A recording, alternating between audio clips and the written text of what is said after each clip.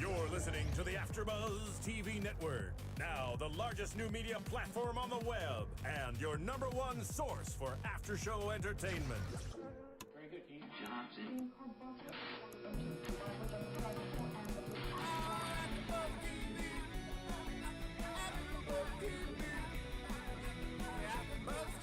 From the AfterBuzz Studios in Los Angeles, California, presented by Maria Menounos and Bing.com, and streaming live thanks to Akamai Technologies, this is AfterBuzz TV's WWE SmackDown After Show.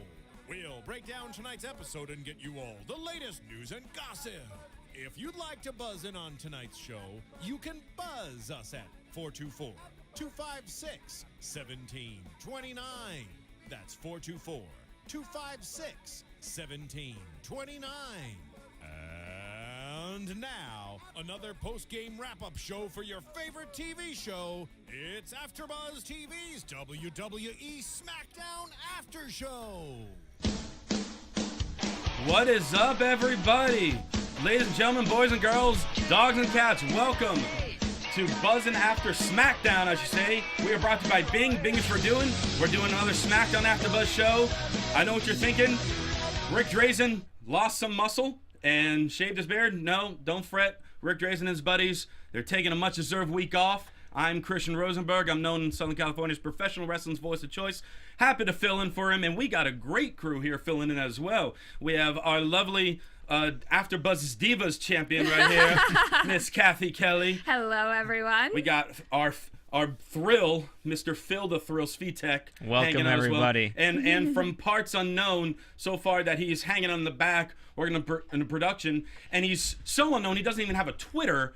Martin Valles. Not cool enough to have a Twitter, I know. I gotta get on that. You know what? After being on this show, you just might be cool enough. Cool enough. Just might be cool enough. I made it. I'm in then. You've made it. You've made the big time because we're on AfterBuzz talking about SmackDown. Now, here's what I want to say for those of you who don't know, and we will get to SmackDown in, I promise, 1 minute. We are avid wrestling fans. You especially, Christian. Yes. Kathy's new to this. I'm very new. I love it. I'm relatively new. Martin he's a huge wrestling fan, but then he didn't have time to watch in the past couple of years, and now he's back. I went away, us. and then I came back because of this. A lot of people. I've heard so many people like they're watching in the heyday of the Hogan Warrior days, or maybe even the Attitude Era, and then they kind of faded away for a few years, and all of a sudden something triggered them and brought them back in. That's right. So we're back. So don't be mad if we don't get everything right, but we are passionate. I will throw this table if you get one thing wrong. No, I won't do that. I'm too weak to do that anyway. This was the Raw show? Huh? No. What? No, Raw. We're talking about. Are we Raw, talking right? about Raw? No. Just kidding. Let's move on. Oh. Wow, you started this off on fire, my friend. Great job. All right, I just want to let fans know we're Well, speaking knowledgeable. of, SmackDown began, of course, with a nearly 2-minute recap of what happened on Raw, and that's just a taste of pretty much a strong majority of what SmackDown was, with lots and lots of recaps. But we opened SmackDown with Del Rio out on the street. He's holding, like a pipe, waiting for the Big Show after what happened to him on Raw. He's just pacing around the street, hoping to see him. My question is, and this has always been a pet peeve of mine on wrestling, why is a superstar not there at the beginning of showtime? Don't they have a call time to arrive? Yeah, well, it depends on his call time. I mean, as we see later, he's the only one on the bus, so maybe Big Show's arrival time is, an hour and a half into the show. Maybe. Well, we'll get to his arrival in just a little bit. But as the Rio's pacing back and forth, we all of a sudden cut to the ring, and we got Booker T in there along with Great Khali, Kane, Dan O'Brien, Sheamus, Orton, Teddy Long, and you got Dolph and his crew along the outside. Actually, you see on the TV here, it's right on cue. That's perfect. And Booker T is talking about how since Cena chose to go for the WWE Championship at WrestleMania, the question is who would go after that World Heavyweight title at WrestleMania? And the best way to decide that is in an Elimination Chamber match. And all those men standing around the ring are former World Heavyweight Champions, and he feels that they could be the best suited to be in that match. I like all of them except for Khali. And I think it's, and obviously Dolph is going to play, as he threatens with the Money in the Bank. But I like all of these 5. I like these 6 guys minus Great Khali. So I would like to see him replaced for Jack Swagger. Well, you just jumped the gun because all of a sudden we were talking about there's 6 men, but all of a sudden a 7th arrived, and that was the All-American Jack Swagger making his return. He was gone for about 5 or 6 months. All of a sudden he comes back. He's a lot bigger. His hair's a little longer. We actually saw him at the house show a couple weeks ago. Oh, did you? Yeah, he made his comeback there, and it seemed like they were prepping him to come back to the live shows. So they do that a lot, like when they're getting ready to debut guys, or people come back, whether it's from injury or to come in. I remember many years ago I was at a house show in Hartford, Connecticut, and the second match of the night was this match between Lance Storm and some guy named Brock Lesnar. And 2 weeks later was WrestleMania, and then the night after, Lesnar made his television debut. Obviously, the rest is history with him. Yeah. So that's something that they really like to do, the house shows, see how they feed off the crowds in there, and then try to get them on the big stage. So Swagger comes on out, and he's like, "Hold on, Booker. You forgot about somebody. I'm also a former heavyweight champion. I deserve to be in this match as well." And, it's a matter of thinking, well, SmackDown's got a lot of former world heavyweight champions on their roster when you think about it. Because all of a sudden, Booker announces, well, all you guys are going to be in action tonight. Oh, excuse me. Before that, Ziggler was saying, why bother being in the chamber? I got this money in the bank. I don't need to do that. I'll cash in at Mania. You guys go through the dangerous stuff. I'm out of here. And he just walks on out. He has a point. Doesn't he have a point? I mean, that's what the money in the bank is for.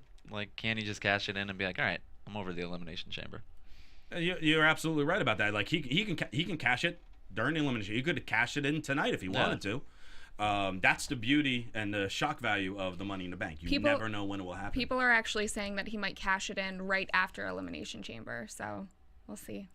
We shall wait and see about that. So then Booker then announces that tonight, and the main event will be Ziggler versus Alberto Del Rio. So all of a sudden he's having a match against a champion in a non-title affair.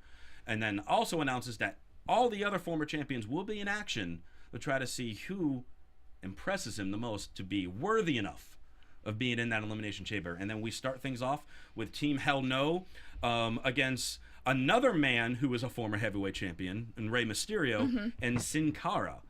Rey Mysterio was also at the house show we were at, and he was amazing. I had never seen him before that. I was blown away, especially with his performance tonight. Rey Mysterio, there's something about him that anytime you see him in the ring, he amazes you. And he's been doing this, I want to say, as far as his national television debut in WCW, was around 96, 97, something like that. And the fact that his body, his knees are all beat up, but the fact that he can still, come on out and do things like that, it's those moves incredible. Are so impressive. And then wasn't it? He's from San Diego, so he was in his hometown. So all the crowd loves him. He got a big pop. It doesn't matter if you're the most loved or most hated guy. If you were in your hometown, they go nuts. I remember a few months ago they were in England and Wade Barrett came out. Crowd went nuts. And it's Wade Barrett. He's never cheered. But the crowd never cheers him. But all of a sudden, in his hometown, they went crazy. Just like if we ever bring AfterBuzz on the road to good old Longmeadow, Massachusetts, my home ground, I'm sure the crowd would go nuts. I'm sure they would. And then I wake up from my dream. Yeah, see? Now let me ask you. That's directly from Longmeadow right there. That's right.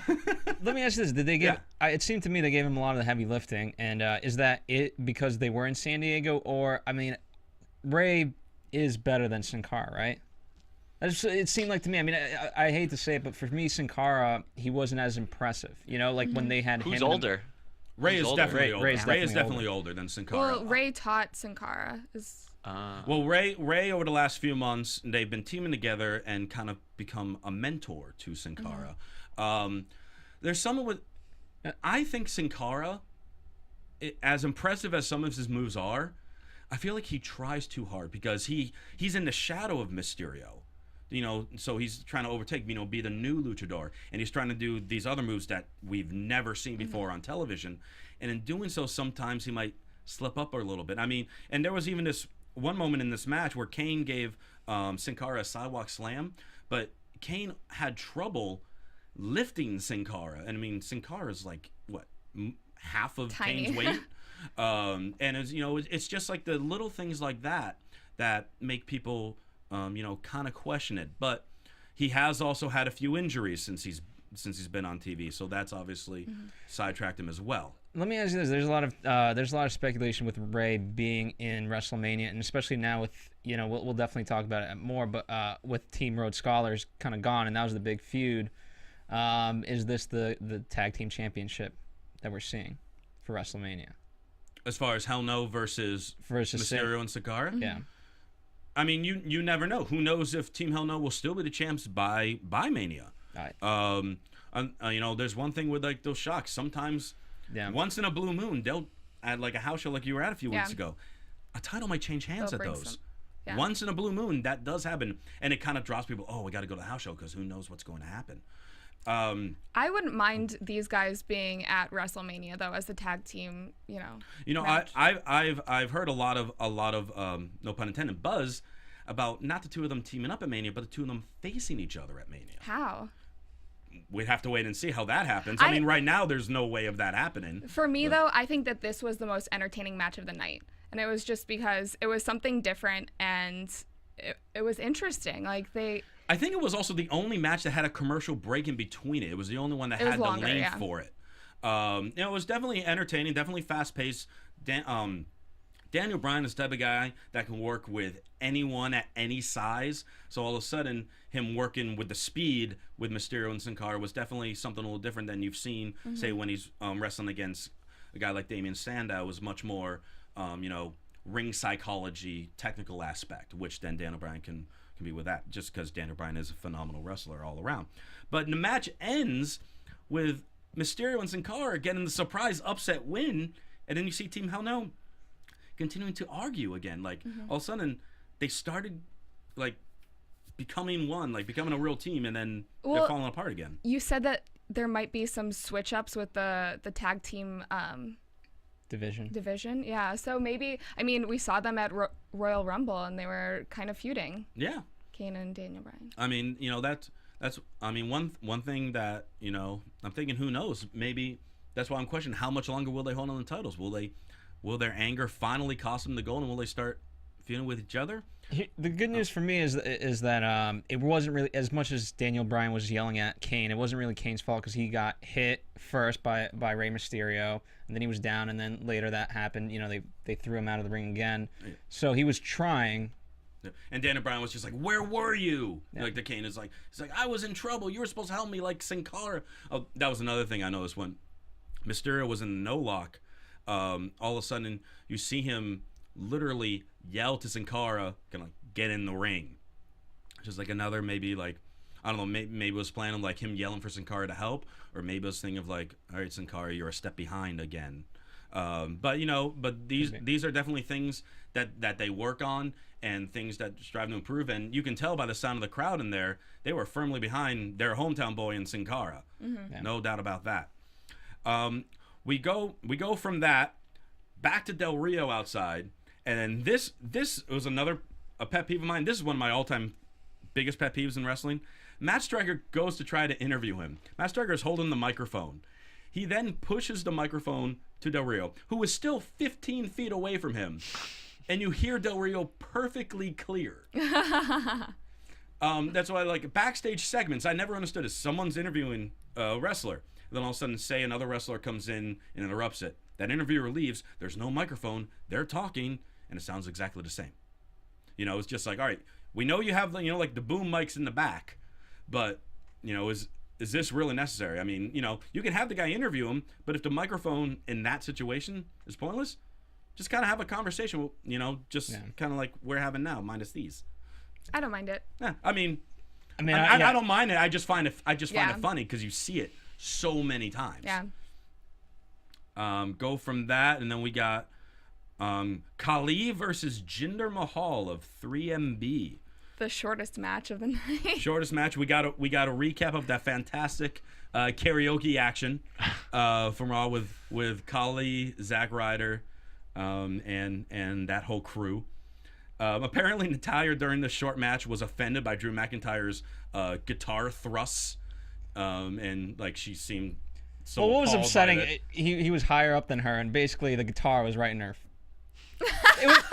You get where I'm going with I that. get It was exactly where definitely you're it was going with at eye level, if you will. So then Yes. Khali chopped him down, and then all of a sudden Heath Slater decided to chase Hornswoggle under the ring, leaving Jinder all by himself for the quick double choke slam by Khali, and that one is over quickly. If the Shield is great at keeping numbers on their side, 3MB sucks at this. The Shield, they are the absolutely Shield should terrible. have the Shield should have like a seminar They on should. how to work as a cohesive unit, and 3MB should pay good dollar to attend that. But yeah, so Khali wins his match, trying to impress Booker T, and Booker even said that Khali was totally impressive. You think he'll be in Elimination Chamber? He's been in a few Elimination Chambers. For 2 minutes. That's as long as he can wrestle. Well, that's the thing. The Elimination Chamber, when you have the cylinders, every 5 minutes someone else comes in.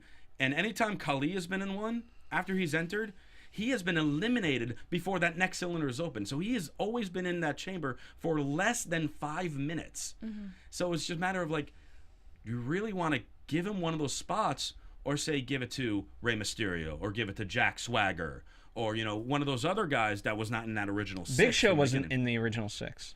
Big Show's going to wrestle Del Rio. They're going to have their own separate match. Okay. It hasn't been announced, but you can tell with just the hatred that it's going to happen. And I'm excited to see it because their match at Rumble I thought was fantastic. And I think the two of them put on some very good matches together. I mean, I'm personally not impressed with Khali. I mean, if anything, I would love a funny storyline, maybe for a week or two, between Khali versus Dolph Ziggler, because they both have kind of their entourages. So that, you could play something with that. But other than that, I'm not really interested. I might be entertained by that a little bit. Hornswoggle versus Big E would be entertaining as well. Yeah.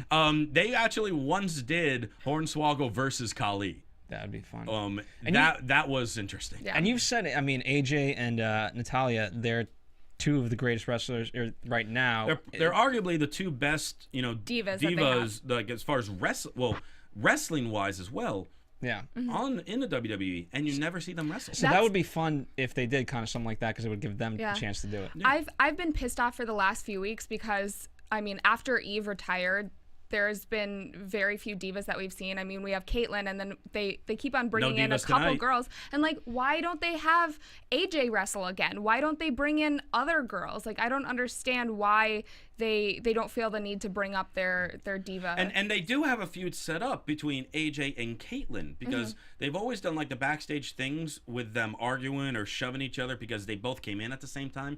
Now Caitlyn's the Divas champ. AJ is hasn't been. AJ's the crazy one. Caitlyn's loved. It works. I don't think. I mean, here's the thing.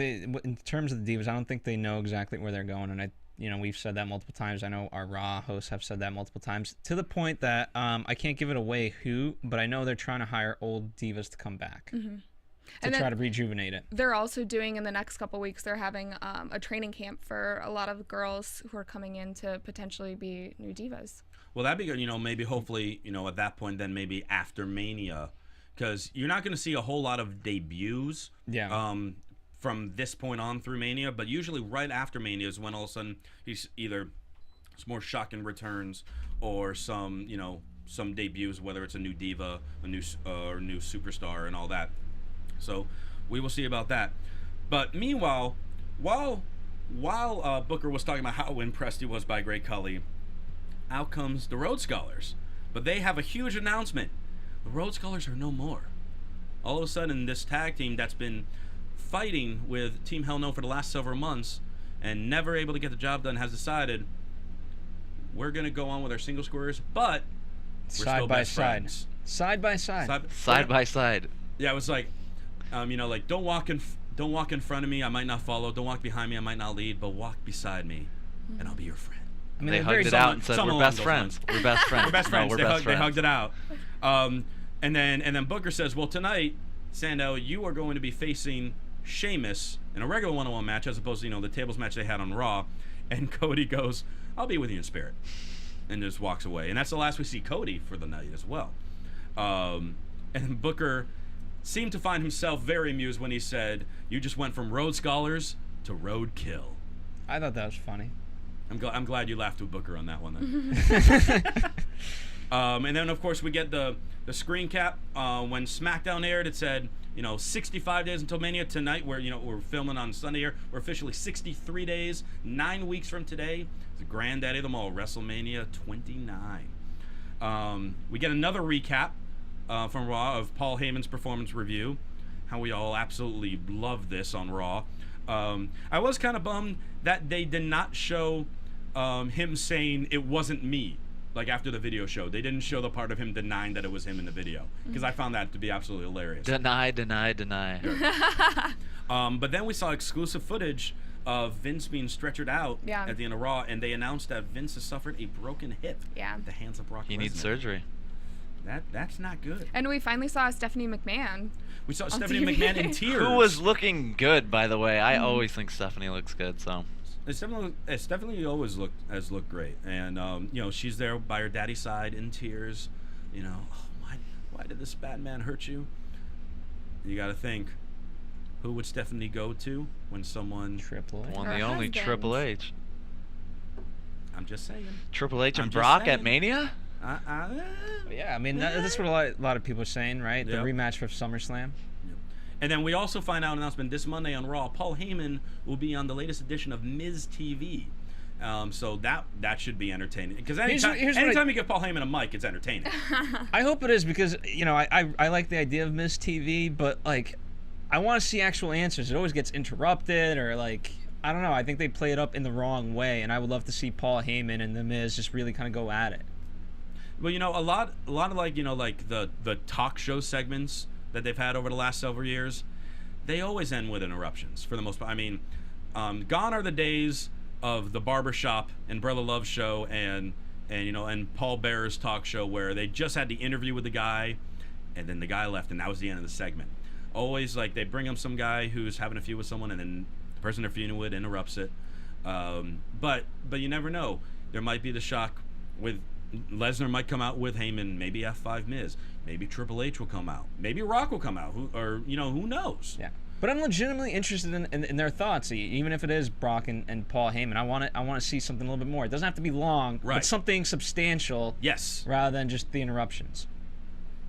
And then we cut to Del Rio outside, once again, still pacing, and now there's this random car that's just sitting. That's just like pulled in. The guy's just sitting there. The car's still on. Who is this guy? Why is this car here? We'll find out. We'll find out soon enough. He is not in a parking spot. We'll see what's going on a little later. We get another recap from there of Cena winning the Rumble and his announcement on Raw that he is going after the WWE Championship. He doesn't care if it's Rock or CM Punk. He is going for that one and saying, World Heavyweight title, you guys settle down in the Elimination Chamber. No surprise there. No surprise there at all. But also in that, then we see the footage from Raw when the Shield came in and just completely attacked Cena and then Sheamus and then Ryback. And that segues to Sheamus versus Damian Sandow, which also began, good start to the match. I feel like these guys always put on entertaining matches, but all of a sudden, a few minutes into the match, we hear the music of the Shield, and there's no Cena, there's no Ryback. Sheamus is all alone, and he does get a bro kick in, but then the Shield just goes on to just beat him. So it's just a pure retaliation against Sheamus. Is that the kind of angle that they were going for? Or is there anything more to it than that? Well, the Shield is talking about, about the injustice and wanting to change. And, but how does that change now that... Well, if Cena and Sheamus have been, the forefront for a long time.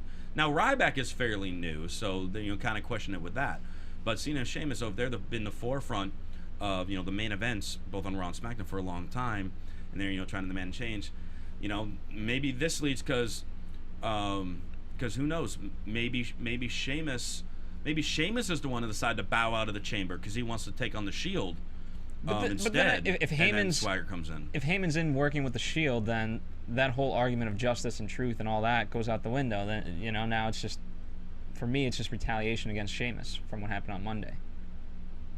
I have a question about the Shield. When are they actually going to get in the ring and start to wrestle? How long is the WWE going to kind of introduce them until it's like, all right, get in the ring now, let's I go. don't know, but personally, I love it. Really? I love the fact that they've just been still constantly working as a group. that they really haven't had their own individual matches yet. I would like them to talk more, because I don't know how familiar you guys are with Dean Ambrose. Dean Ambrose, yeah. But Dean Ambrose, he can talk right up there with Punk. And, you know, I think maybe because there's so much spotlight with Punk and Rock, I think maybe that's why they don't want to give Ambrose a mic, to kind of sort of like, you know, another guy that's a really good talker on top of that. But I think they continue this until Mania. Honestly, Really? I want to see them in matches too, though. Like, I agree with Martin. I want to see them in matches because I feel like the shtick is getting old. Like, they come out whenever the lights are out and they beat up on whoever, and it's just I liked it at the very beginning and I liked it for a while, and now it's just the same thing over and over again. I think they need to change it up to keep them. Let me ask you guys this. Let me pose this question. I know it was my first time going to a wrestling match at the house show, right? Mm-hmm. And everything there, even if some of the stuff I've seen 800 times, was very exciting because it's live. Yeah. So do they judge the segments, the popularity of those segments based on the live show? Partially, yes. You know, because then obviously a lot of the things that's going to be happening there is going to be fresh and new and exciting. Right.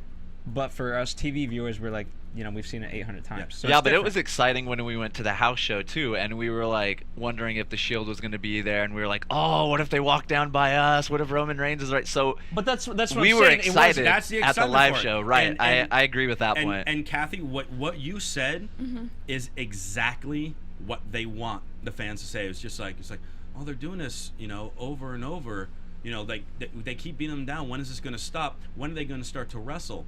Yeah. They want to do that to provide, make it seem predictable, but then all of a sudden there's that swerve. Well, there's that unpredictable. All of a sudden something's going to suddenly happen where all of a sudden one of them's going to be a champion. Yeah. Before you know it. I've seen Rollins on NXT, and I think he's amazing. He's a fantastic wrestler. Yeah. He once in a while would wrestle out here for a company called Pro Wrestling Guerrilla back in the day. And yeah, I just want to see Roman Reigns beat the hell out of someone. Roman Reigns. Every time I see him, I'm more and more impressed with him. That guy is awesome. I think he's going to be. That's great. why I want to see him in the ring, just tearing someone up. But here's the thing: you know, we're talking about these three individuals and how great each one of them are by themselves, and we haven't seen them by themselves yet. This is exactly how they're wanting to plan it out. And as you can see, there's 4 of us in here, all in agreement with that, and so their plan is working to fruition right now. Yeah, that is true. Speaking of liking things, how about iTunes? When you can like this, you like can talking like about this. us, you can rate it, you can leave a comment, and you can spread the good word about AfterBuzz with all the shows, but particularly this one, particularly SmackDown. You know what? For one, I want to know how you guys think of us this week. Yeah. Go this week and crowd, rate this crowd. I want to see how much you guys hate me and love the rest of these guys. SmackDown 2.0, is that what we're calling it? SmackDown 2.0. This is like the SmackDown AfterBuzz NXT group that got called up this week. Yeah. We might go back down, but who knows? we might get sent right back down to developmental next week. Yeah, maybe. Maybe we'll. Well, these guys have been on Raw, so it's actually funny, I've only been on once. Well, like when John Cena came in for a week for SmackDown, he's like, normally you guys don't see me on SmackDown. Normally you don't see Cathy Cupcake on SmackDown, but she does Raw. She's legit. She's the real deal. And then I don't know if we're trying to push me and Martin, but Yeah, I don't know about us too, but yeah, I don't know about us too, but yeah. But let us know on iTunes. I mean, it literally takes you a minute. It doesn't take much, and it does help us because we like to deliver the best product, just like the WWE. And with your guys' input, we can help do that. Mm-hmm. So. Well said. And from there, we go to Randy Orton versus Wade Barrett. Now, there was one thing on commentary during this match that really kind of bugged, as a commentator, kind of bugged me. Now, granted, I think Josh Matthews and JBL are the best commentary combo in wrestling today. I think JBL is by far and away the best commentator in wrestling right now. But they said, oh, Randy Orton in the Royal Rumble had a fantastic showing. He did so well lasting near the end. And then Josh Matthews said, yes, he entered at number 26 and lasted over 10 minutes in the Rumble. It's like that's not a great showing for the Rumble. Yeah. Dolph Ziggler, they said later on, lasted nearly like 50 minutes. I think that's a showing. 47 or 49, what was it? I think 49 and change or something like that. You last 10 minutes. That's not necessarily the greatest of Rumble statistics. And then Orton's a former Rumble winner. And I think the year he won it, I'm sure someone in the chat room will probably correct me if I'm wrong. Because usually when the Rumbles come up, I usually kind of like sit back and watch previous Rumbles, because Rumble's my favorite match in wrestling. And I think the year that Orton won it, he came in at like number 8. And, so that's a long time, and then held on to win it. I could be wrong number, but he came in fairly early, I remember. So meanwhile, the Orton versus Barrett match, we get a little recap of the Wade Barrett-Bo Dallas situation, another recap video. So we're rounded up hour 1, and we had like 5 video recaps. Barrett, and this is another thing that kind of bugged me with Wayne Barrett. He winds up for his bull hammer elbow, but what he does is he takes his elbow pad and like covers the elbow even more with the pad, because like he's going for he got the full length. Right, so he had the full length, and then he folds it here, so there's like even more, almost like even more cushion for the bullhammer elbow. And it's like, if anything, should he just pull it off and and go bare? That's just me.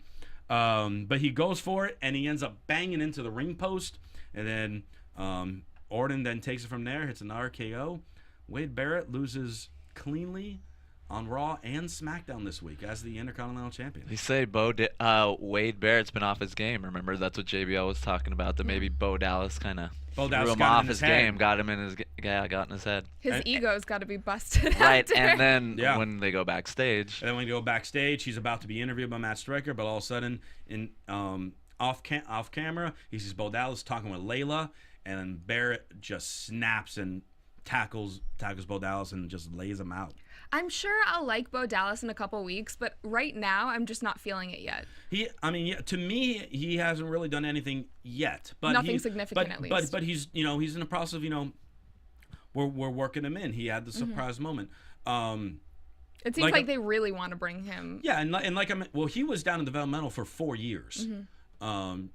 Nobody is down there for 4 years. They either brought up before then or they're let go. And so, So what's that a sign of then, Christian? Well, I think it's a sign of, they like him. He is, a third generation, I believe. Yeah. Son of Mike Rotunda, IRS. And, they thought, he can come in, maybe make him, I think I mentioned this on the Raw After Show the other night, kind of make him like Maven was back in the first season of Tough Enough. Because all of a sudden, Maven came in out of nowhere, won Tough Enough, and then made his debut in the Rumble and eliminated The Undertaker. Wow. And it was just like that was one of the biggest elimination pops from the crowd that you'll ever hear. Like YouTube Maven eliminating The Undertaker if you haven't seen it. And, kind of gave Maven, propelled him a little bit. And then fortunately Maven kind of stayed in mediocrity. See if Bo Dallas is able to kind of overcome that. Who knows? Maybe we'll have Barrett versus Bo at Elimination Chamber for the title. And maybe they'll go right away and put the strap on Bo. I mean, it certainly works as a storyline because, when Wade came back a couple months ago, his whole thing was, I'm focused, I'm ready, I've been training, etc. And clearly this shows that he wasn't ready, or at least not ready for Bo. He wasn't expecting someone to get. Yeah. And JBL made a great point of that. He was just like, if anyone makes it out of NXT, if anyone is on Raw or SmackDown, they are a bona fide superstar. They can take on anyone at any time and get a win any day. Yeah. And Bo Dallas is now a WWE superstar, and he shocked Wayne Barrett. Quite frankly, shocked I know a lot of us. Yeah. And then from there we go to Kofi versus Jack Swagger. His return, Jack Swagger. Is it Swagger? A lot bigger than he was when he last left. His hair's a little longer. Still coming out in the same attire, same music and everything like that. But he seemed like he had a more aggressive style than he did before he left, which I really liked. This was the weirdest description. He's a gifted cardiovascular. I don't even know where that came from. Oh, is that what JBL said? Yeah, What? Where did you come up with this term? I'm sorry, but you remembered it, right? Yeah. That's all that matters. That's all that matters then. Because I don't think I would have remembered it if I hadn't written it down. It was just so like, he's gifted cardiovascularly? Really? He's a good wrestler. He's a great wrestler. Apparently, 30-0, right? JBL mentioned that he has more pinfall victories in NCAA wrestling than anyone in history. And that's including Brock, Kurt Angle. That's a ton of guys. Shelton Benjamin. Yep. I mean, those are the pro wrestlers that we know that have like the extensive wrestling. But obviously, there are plenty of other guys as well. Maybe I just noticed this for the first time. but all of a sudden, Kofi has a ton of tattoos on his back. Did that just... Down his spine, you're saying? Down his spine, along his shoulders. I don't remember ever seeing those. Did he just recently get them? I think... Or have I just not been looking clearly? I remember the shoulder ones, I believe, but I think the spine ones either I haven't seen or, because they're hard to see sometimes. Right. It's unless you're like straight on kind of back that you can really see them. Yeah. But yeah, all of a sudden he seems to have a lot more ink on his back. I thought this match was fantastic. Swagger... At first, I thought it was going to be like a 5-minute squash by Swagger, but then then he starts working on the arm some. Kofi fights back. There's some great, high flying action that only Kofi can do, leaping over the ring steps, and then the pivotal moment when Kofi went for his triple in paradise on the outside, missed, and his ankle hit the announce table, which set him up for Jack Swagger's ankle lock, and Swagger victorious in his return. I thought this was the match of the night, personally. I really enjoyed this match. I agree with you. It was a really good Martin match. agrees with me. I agree with you. What I hate is wins by submission, because I feel like if you're pinned, at the very least, like you can struggle to try to get out, but you can't get out. Submission, I just feel like you're quitting, and I don't like that. Well, it's either you quit or your ankle gets broken. Right, That's the way they paint it. He's putting the man in so much physical pain that he is forced to. Yeah, but think of Mick Foley. Like, he wouldn't quit, right? Well, Mick Foley is Mick Foley, though. I mean, no, I know, but I'm just saying, like, it's not Mick Foley. Yeah. in that situation. Yeah. No, I understand. It's just a personal thing of mine where, like, me coming from an athletic background, I'm like, why are you quitting, man? Get pinned, rather. Ryan Katz is actually in the chat room right now, and he said ankle injuries suck. So that's why people. I wonder how he did. He had to defend his title last night against the hobo. We'll probably find out tomorrow if he's back on Buzzing After Raw with that 10 pounds of leather and gold. Yeah, for those of you who don't know, Ryan's Smiley Katz. He's our host here at Raw, and he's also a great wrestler. He's a great wrestler. JQ Money. GQ Money. He's gonna hate you now that you got his name wrong. That. and let's be honest, he does the best intros. He does. No, he's fantastic. My intro tonight paled in comparison to what he can do, and I'm fully aware of that. So check them out tomorrow, but make sure when you're checking them out that you also tell them that you saw this show and you like this one, and you're gonna watch this one next week as well. But yeah, so great match from Kofi and Swagger. Swagger looks great. Swagger looks ready for that chamber. Swagger looks ready in the main event. He did what he had to, like you said to Booker T. Just get me in a match, and I'll show I'll do the rest. And he did the rest tonight. He did. We go back to Del Rio, still outside, still pacing. He's got a match in like 5 minutes. The police is out there though now. Oh, now the security's out there. Hey, security, yeah. All right. hey, Del Rio, you have to calm down. Del Rio says something to them in Spanish. And told him to go over there. He said, go over here. And he's like, okay. And the security just walks away. But so he continues to pace. That car is still there. The car is still there. The guy is still sitting in that car. And all of a sudden, we see a big bus. Who can be in this big tour bus that's arriving 90 minutes into this 2-hour show? Mm-hmm. But it is Big Show. And all of a sudden, as soon as he walks out there, Del Rio just snaps. He takes that pipe he was swinging. Well, I liked Big Show coming out. Comedic acting nonetheless, but like him kind of looking around, is anybody here? And him just, him in his hoodie or whatever. I thought that was funny by Big Show. Yeah, Big Show is one of those guys where he can act intimidating, but also act very funny, and he could flip it week by week, and he's always entertaining. He's always found a way to do it. You gotta respect Big Show for that. But yeah, Del Rio comes out with a pipe, starts swinging. All of a sudden, the car that's been sitting there, now the guy that's sitting in the car is, whoa, what's going on? What's happening? Big Show throws him out, tries to get in there himself, but Del Rio's swinging. He shatters the windows. Now, you thought he hurt his hand on this. I mean, he came... Well, because he swung, and then all of a sudden he, checked his hand for something. So I don't know, maybe just like a piece of glass might have scraped him or whatever, but I didn't notice any blood. And then I found it hilarious. All of a sudden, Big Show then climbs on top of the car. That was awesome. Stands on the car. And then Del Rio sweeps the ankle with the pipe, and he falls flat on his back on the car. Definitely a really, really cool moment there.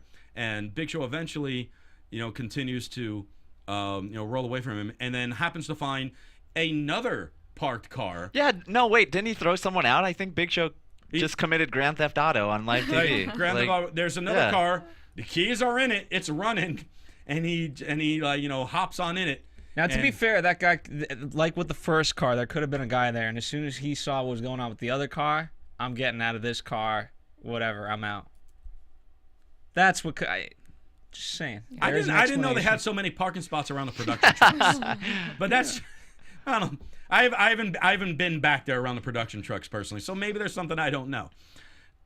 So yeah, we have that, and then we get another recap. This one of Rock and Punk, talking about their interaction from Raw, and then we get to our main event. But just before Del Rio comes out, all of a sudden, this is 5 minutes later, he's all back in his ring gear now. And, matter of 5 minutes, he's calmed down from the pipe outside into street clothes, and he's in his gear. Ricardo's ready to walk out with him, but Alberto's like, no, you're hurt. Don't come out. I'll take this by myself. You're hurt. Stay back here. Ricardo did not want that. He wanted to be out there, but Alberto insisted, stay in the back. And we knew this was a recipe for disaster. Sort of. It's... What's going to happen? Is Del Rio going to get ganged up on? Is someone going to hang out with Ricardo in the back? Yeah. What's going to happen? Well, we have a match, a very good match. Del Rio and Ziggler going back and forth. Big E gets involved, and the referee says, hey, you and your 3 sizes too small wrestling attire, get out of here. Go to the back. And that just leaves AJ out there with Ziggler. Two of them keep going back and forth. Great match, and all of a sudden... It was a great match, but they could, as you and I were talking, they could have done so much more with it. Mm-hmm. Well, they could have done... I was very surprised that Del Rio won the match via submission. Because if Ziggler was talking about, I can cash this in a World Heavyweight Champion anytime I want, and then all of a sudden, on that same broadcast, he loses cleanly to that champion, well, it makes it, okay, well, when he cashes in, is he going to be able, to get the job done? I mean, when you have that money in the bank, you should act like an intimidating force. It's like, anytime, that title can be mine. And that kind of diminished it a little bit. And that's why, it should have been fine for him to get DQ'd. I know Big E, he got kicked out, so that still leaves you with AJ. Mm-hmm. Or you had a better notion of, Alberto Del Rio. Big Show should have came in earlier. He came in, but it should have been earlier. And that, where... To disrupt the match, you mean? To disrupt the match, and as you said... I was saying Big Show would interrupt during the match with Ricardo, and Del Rio would run out. Right, yeah. And Ziggler wins by countout. He comes on next week saying, I just beat the world champion last week. Yeah. But we didn't have that. I would have liked either one of those. Mm-hmm. But yeah, so Big Show knocks out Ricardo in the back with the KO punch. Del Rio, after his win, runs to the back. We see referee and trainers and Alberto attending to Ricardo. And that's how SmackDown ends. SmackDown ends with an unconscious Ricardo Rodriguez. Doctor, I need a doctor, doc. He's yelling around up and down. I'm like, all right, take it easy, Alberto. So, yeah, I mean, I thought as far as the way SmackDown went, I thought the second hour, if the first hour SmackDown was a lot like the second hour, this would have been a fantastic show of SmackDown, because I thought the second hour was great. We had great action with Kofi and Swagger, Del Rio and Ziggler. Orton and Barrett kind of carried over in that as well. The first hour really didn't have too much of that. I still really liked the tag team match. The tag team match was good. And that was solid. The tag team match was solid. Maybe one of those other matches they had in that first hour, give Khali match a few more minutes, maybe. Have Jinder kind of carry the load. He can't go that long. Yeah, Cathy's right. Could he carry it? Well, Jinder would have to carry that one. What else we had? The Sheamus Sandown match. Maybe give that 5 more minutes before the Shield came out. Or have a Divas match. Well, why don't they do that? Or, if we're breaking up tag teams, maybe have the Usos come out and do a tag team match. So we say, hey, we still have some other tag teams here. Yeah, I mean, some people want Team Hell No versus Primetime Players at WrestleMania, which if I want the Primetime Players to have the title so bad. I love the Primetime Players. When was the last time we saw them? Yeah, they haven't got a lot of live action in a while. I haven't seen them. When's the last time they wrestled? I think the odd thing is, this, I don't know, maybe 6 weeks ago now, they did commentary on Raw, and Titus O'Neil with his wash rag comments. All of a sudden, that was trending on Twitter for the next day. Weren't they in the Royal Rumble though? They were They were both individually in the Rumble match. You just haven't seen them together. Yeah, right. tag team. It's a matter of, when you have tag team wrestlers in the Rumble match, it's like, okay, you're filler. We know you're not going to win the Rumble. Yeah. But all of a sudden because they got so over when they did that commentary, I don't think they wanted them to get as over as they did from that. I think they kind of, all right, we're going to pump the brakes just a little bit.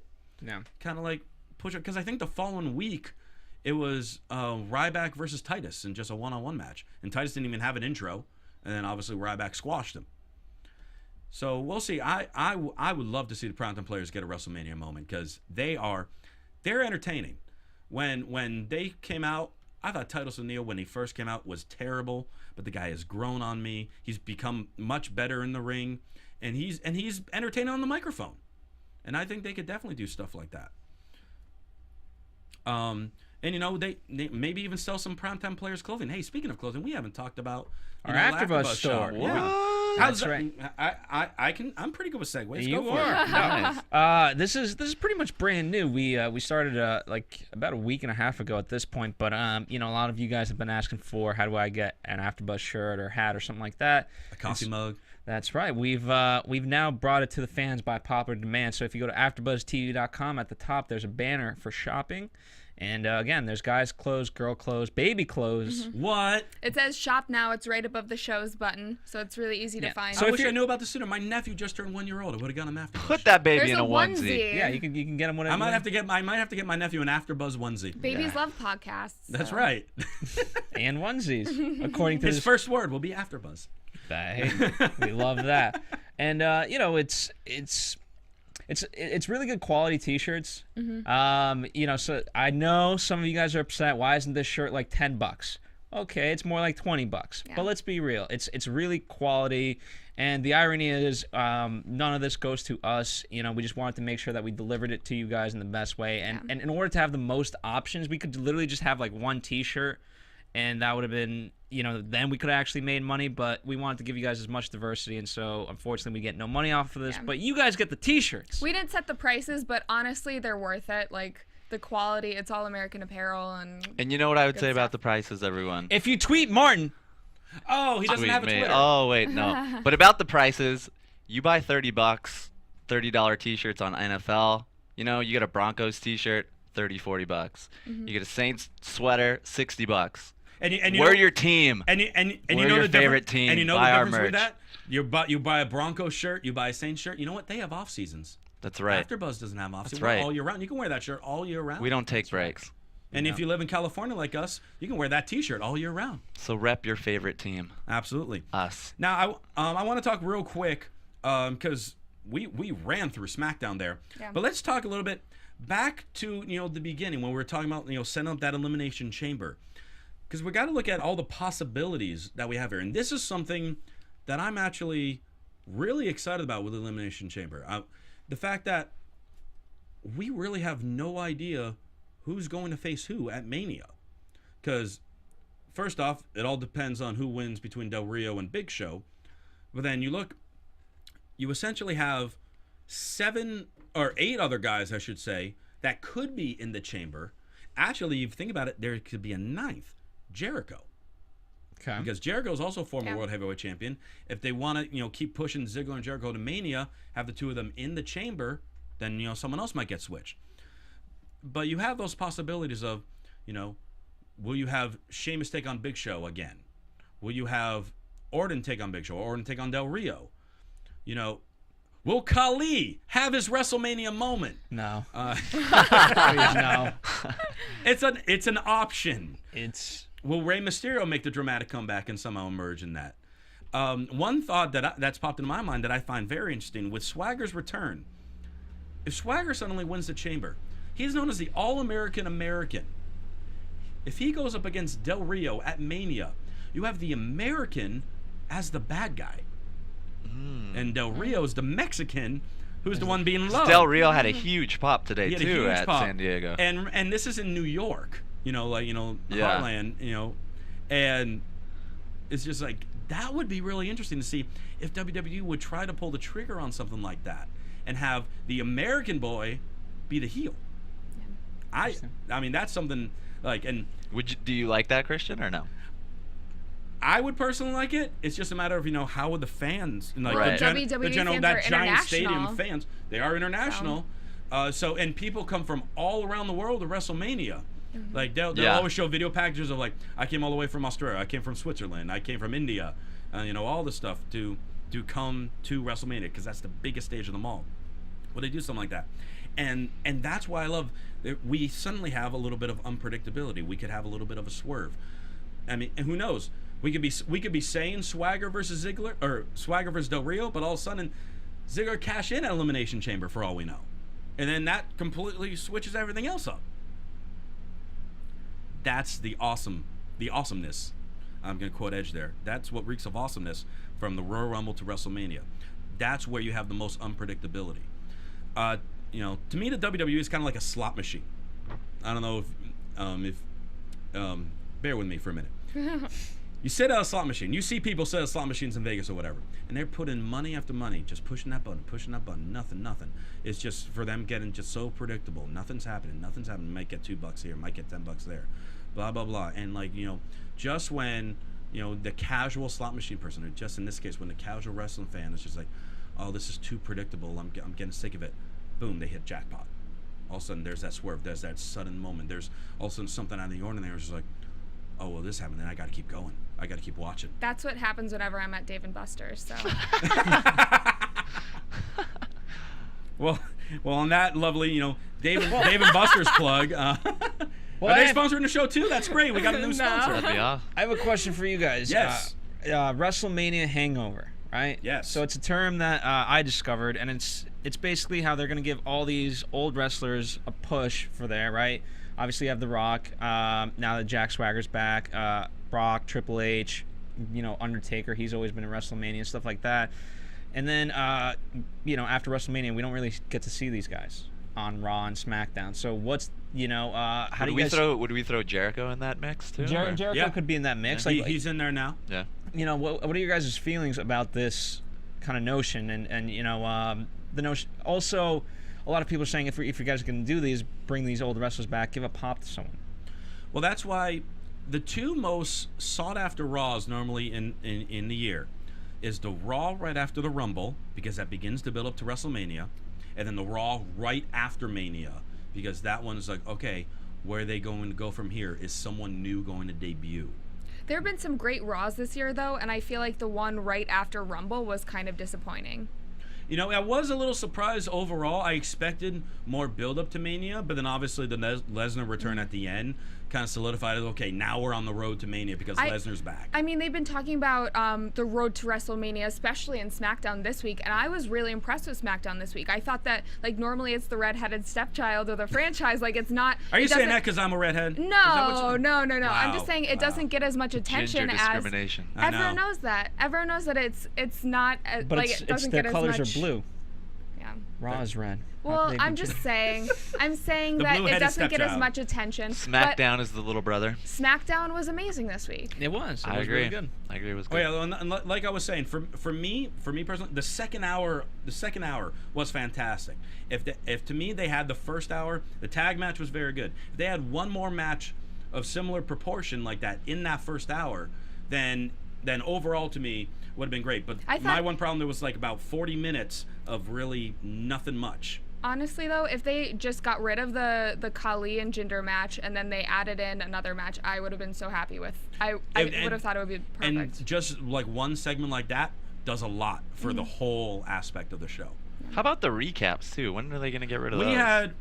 I can understand them doing recaps, but yeah. So in this 2 hour, there was a lot today. This 2 hour SmackDown we had. Let me see. One, I wrote them down here. I'm gonna try to go back. 2, 3. 4. I know 5. I know it's 5 before the first hour. 5 in the first hour. 6. We had the one with Barrett. We were joking that it was like an 7. episode of American Idol. Yeah. Because there are so many recaps. We had 7 recaps in the 2 hour program. Unless I missed one, but I counted 7. And for 2 hours, that's a lot. I can understand, you know... That's a match. I mean, that could be another match. That's 2 matches. Yeah. I mean, I can understand they want to recap as far as the issue with Lesnar returning, because you want to build up for Raw. And you want to also then recap the interaction with Punk and Rock, because that's the biggest thing going right now. But at the beginning of the show, Booker T announced that Cena's going for the WWE title. So we didn't need the recap for Cena saying it, because we already heard it from Booker. Yeah. We certainly didn't need the recap of Khali doing karaoke. And maybe do, instead of the recap of Bo Dallas with Barrett, instead right before Barrett came out for the match, maybe try to do a quick interview with him asking him about Bo Dallas, and then he just kind of shrugs it off and walks on. That would have been only like 10 seconds long, and that would have sufficed. Yeah. Plus you're progressing rather than recapping. Right. But that's our opinion. But regardless, again, I mean, the fun part is, regardless, it still was a good show. I liked it. I mean, overall, I liked it. Overall solid. Like I said, for me, the second hour really helped with it. But overall, I thought it was a good show. And guys, you know what? I think this was a good show. I think this crew did a fine job. We did okay. Wow, just okay. No, okay. Just okay. Don't So be so hard on at yourself. the end of every SmackDown, what the old timers do is they like to rate the show. old-timers. So let's rate SmackDown out of Is 1 it on to 10. 1 to 10? One to 10. Scale 1 to 10? Yeah, go ahead, Christian. You're first. I start. And I was the hardest on it out of the four of us. Get the Jeopardy song. There we go. Well, it's not it's not Well, it's really not a question. There's What no is opinion. what is 7? There's no right answer. You know, I would probably say I would probably say like 6.5 to 7 overall. Okay. Overall, that would be what I would say. In comparison to what? Are we comparing it to past SmackDowns? No, we just go if it 1 was- out of 1 to 10. It's just one at a time. Just kind of like, okay, I answered, or I questioned the answer, or whatever you have to do for Jeopardy. Okay. But it's a matter of what you thought of this week. How impressed were you with the build up for things, the actual match quality, the promos. This is being used to build up to Elimination Chamber and WrestleMania. Overall aspect from all that, I would say 6.5 to 7. Like I said, if they put one more legitimate match instead of like the Khali thing, it probably would have been between a 7 and an 8 for me. I'd agree with that if we're comparing it to the pay-per-views and all of that. But if we're comparing it to other SmackDowns, I would rate it an 8 or a 9. All right. Yeah. I'm going to say 8. 8? 8. Martin? Yeah, I'm giving it a solid 7 because there was just too many recaps for me. Just too many recaps. Yeah, it's like everyone that watches SmackDown probably watches Raw, so we know what's going on. Let's But get here's on the with thing. it. You have a dumb viewer like me who's just like, I just get glued to the recaps, and I'm like, oh, I'm excited. I don't know. At the end of the day, I like the still get Brock excited for those things. McMahon one was good. That was like, needed. There are some that are just absolutely needed. Right. And there are some who are like, oh, good, I want to watch this again. Right, but I agree with you, Christian. Like, No we don't one need to wants see watch Khali karaoke.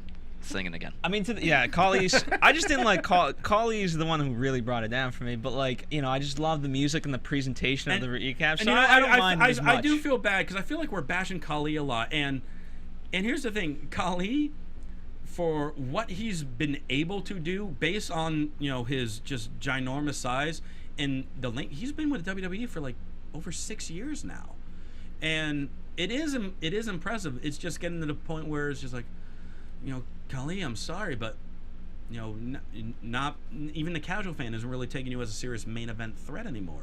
But the thing is, Raw is so big, internationally. Khali is huge, in India. Again, like that hometown aspect, and and they'll probably keep India's him around got a little longer billion for that. people. I mean, he's probably got a ton of fans there. He So probably has a billion fans. It makes sense He for gets a them. big pop in Bangladesh. Raw in Bangladesh, they'll have Khali in the main event, Big pop. and the crowd will go nuts. So yeah, hey Martin, you got anything going on? You have anything you want to plug? Because you don't have Martin a Twitter. started Twitter He's soon. got an Instagram, No, though. I do have an Instagram. Oh, okay. My name. Just search my name, Martin Valles, Valles, and that's it. I'm not Twitter. I don't have anything important to say or educational or funny. It's just I'm not that smart and creative. I'm glad you're so high on yourself. Well, I mean, I'm honest and realistic is what I am. So you guys plug now. All right. Phil, what about you? Well, you can certainly find us here at AfterBuzz TV, and I'll plug my other shows: Revenge, All right. Californication, and Shameless. Look at you That's all what over I the host. place. That's Love what it. I do. Mr. AfterBuzz himself. Kathy, our diva. I'm on a bunch of shows too, from Once Upon a Time, Raw, Bachelor. So check all those out, and you can also follow me on Twitter at Cathy Kelley. There you go. I'm not on many shows right now, but if you want to see me more, leave those comments in iTunes or when this is up on YouTube. You could, of course, follow me on Twitter at CRosieVOC. Also, those of you in the Hollywood area, on Sunday, February 10th, I'll be doing a show with former WWE Intercontinental Champion John Morrison. It's a show where we combine wrestling and improv comedy. Lots of fun. You can go to west.ioimprov.com to reserve your tickets for that today. And John's a great guy. I've met him. John Morrison, very laid-back guy, very funny guy. I'm looking forward to doing that show with him again. It should be a lot of fun. Might have a couple surprise guests on the show. Yeah, keep them wanting to hear about it. So on behalf of all of us, I'm Christian Rosenberg. Thanks so much for watching AfterBuzz, and we will see you later. From Bing.com, executive producers Maria Menounos, Kevin Undergaro, Phil Svitek, and the entire AfterBuzz TV staff, we would like to thank you for listening to the AfterBuzz TV network. To watch or listen to other after shows and post comments or questions, be sure to visit AfterBuzzTV.com. I'm Sir Richard Wentworth, and this has been a presentation of AfterBuzz TV. Buzz you later. The views expressed herein are those of the hosts only and do not necessarily reflect the views of AfterBuzz TV or its owners or principals.